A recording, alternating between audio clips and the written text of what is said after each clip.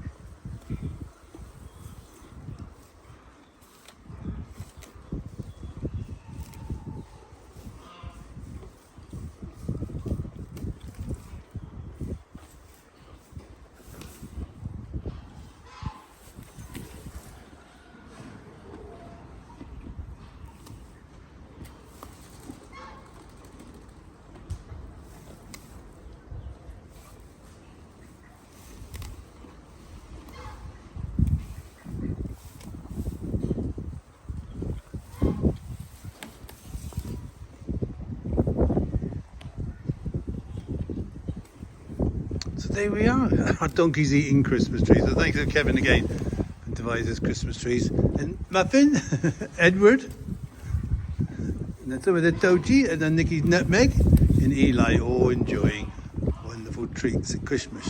Thank you for your support, thank you for watching, and I hope you enjoy the sounds of the farm. If only we had a potato here. If only we had potato. Hello, potato. Hello, potato.